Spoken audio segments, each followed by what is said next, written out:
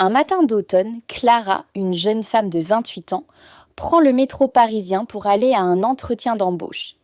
Elle a soigneusement préparé son CV, sa lettre de motivation et surtout son discours en français. Ce travail, elle en rêve depuis des mois.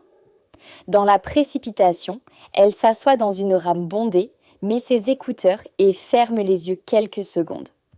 À la station suivante, un groupe de touristes monte. L'un d'eux trébuche légèrement, la bouscule et elle se redresse. Quand elle ouvre les yeux, son sac a disparu. Panique.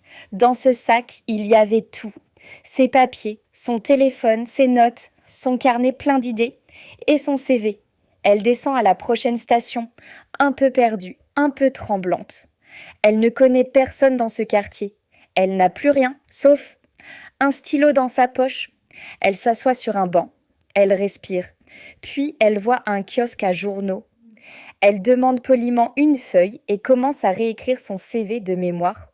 Le vendeur, intrigué, lui propose un vieux téléphone pour appeler son futur employeur. Elle hésite, puis compose le numéro. Bonjour, c'est Clara. J'ai eu un problème ce matin, mais je suis en chemin. La voix au bout du fil sourit. Prenez votre temps. Rien que pour ce coup de fil, vous méritez l'entretien. Clara arrive finalement à l'entretien avec une feuille écrite à la main, les cheveux un peu en bataille, mais un sourire sincère. Elle raconte son histoire, son courage, sa débrouillardise et sa passion pour le poste. 2 semaines plus tard, elle reçoit un mail. Elle est embauchée. Le sac, il n'a jamais été retrouvé.